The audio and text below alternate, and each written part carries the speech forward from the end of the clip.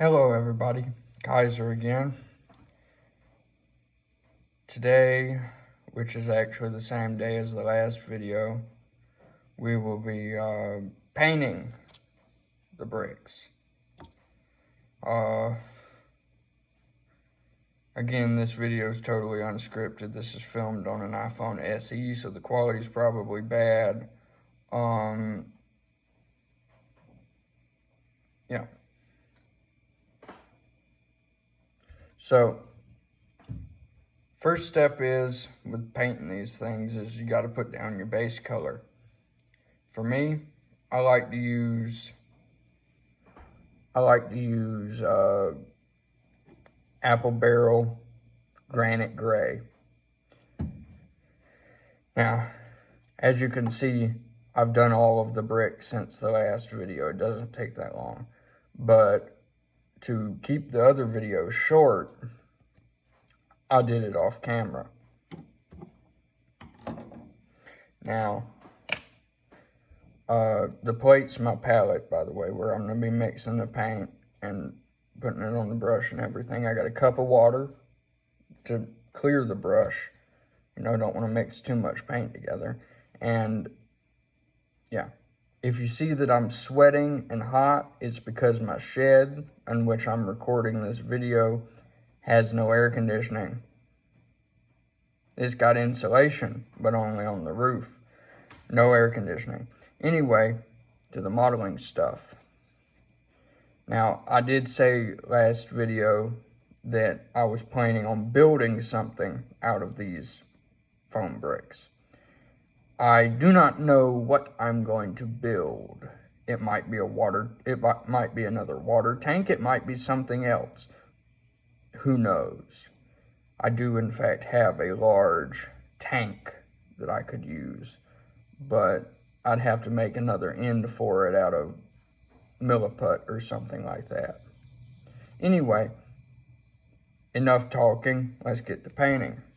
So I'm going to take a medium-ish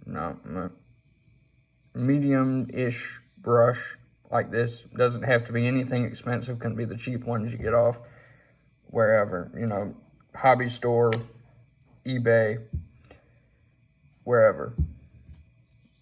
Paintbrush. I usually start with apple barrel granite gray. I take and I put a little bit of it on my palette.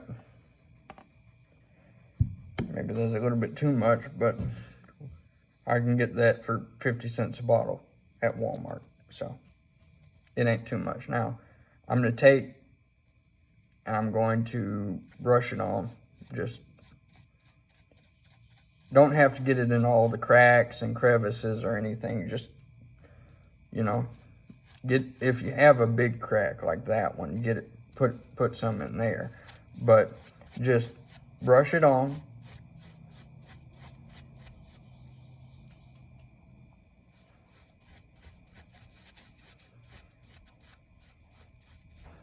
Now, I did do the water tank, which I don't have with me right now because I went up to the house to cool down and then come back down here to film part 2.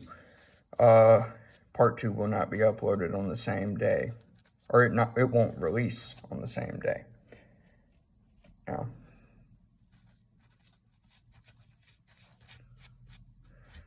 Now, once you get your base coat on, it should be covered completely.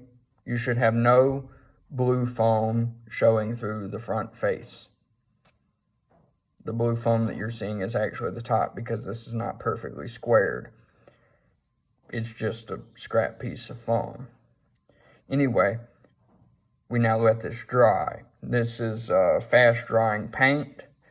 It should be dry, you know, relatively quickly, but I'm going to set this aside, let it dry, hopefully not get a lot of dust on it. But thankfully, we can move on in the painting process because I've done a second set of bricks, which I've already painted gray, so we can move on to the red. Clean my brush off.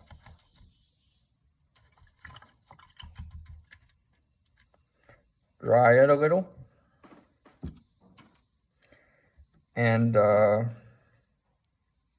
straighten it out, set it over here, and now comes the paint, the red. Now, you can use yellow, you can use, whatever color, orange, whatever color you want your bricks to be.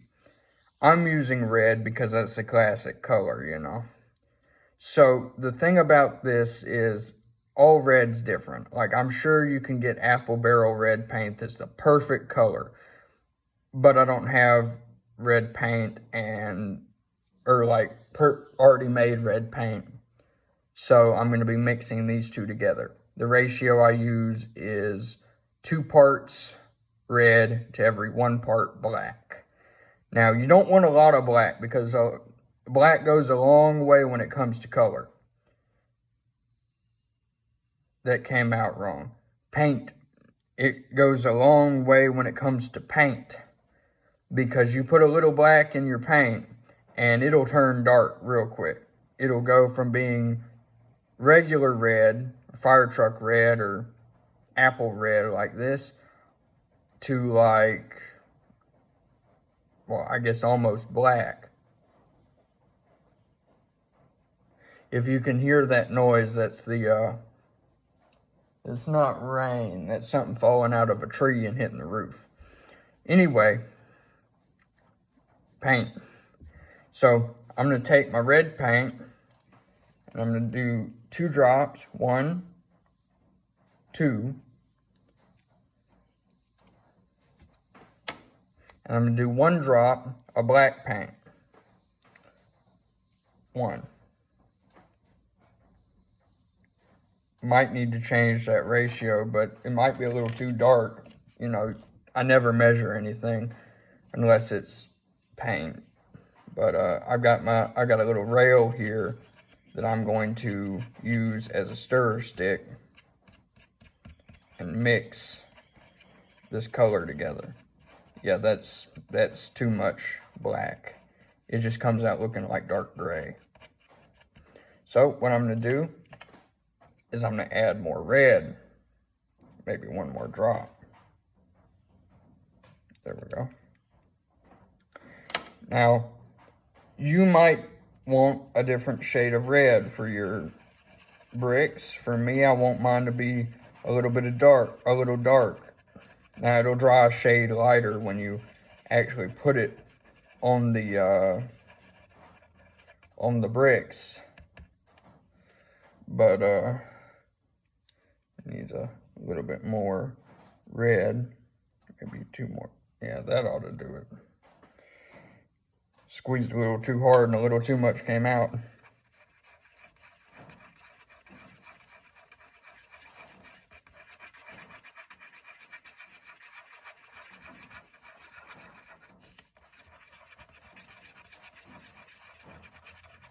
And that's the perfect color that I was going for. It kind of looks purplish, but it's a good red that will get covered up by weathering in episode 3. Now, thing is you take this, you take your painted bricks, you get a little paint on your brush, and you just brush it on. Now with this one, you don't want to really glob you kind of want to really glob the paint on, so you get in all the cracks and crevices. You don't want very much of that blue foam shining through. So I kind of stipple my brush onto it like that, and then brush the excess over the top. You might have to go back and forth a little bit to get all the surface texture. And lose a couple of brush fibers because it's a cheap brush, but just stipple it on.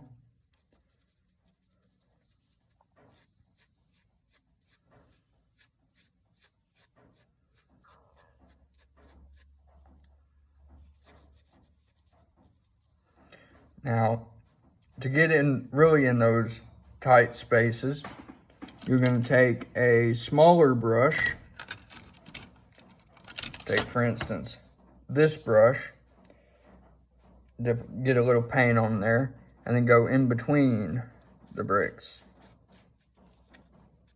This one's a little bit stiff because I was using it to paint a glue mixture onto a model, and I tried to clean it off, but it actually it was onto the tank.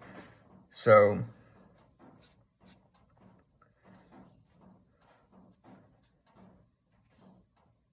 just try and get it on there and everything. Now, I've painted the top a little bit because there's a little lip. You see what I mean? It already looks great. And my finger is covered in paint. And I'm sweating bullets because there's no air conditioner in here. Maybe it would help if I turned this light off, I don't know. You know, if I could get a grip on it, I'm sweating bullets. No, that ain't happening.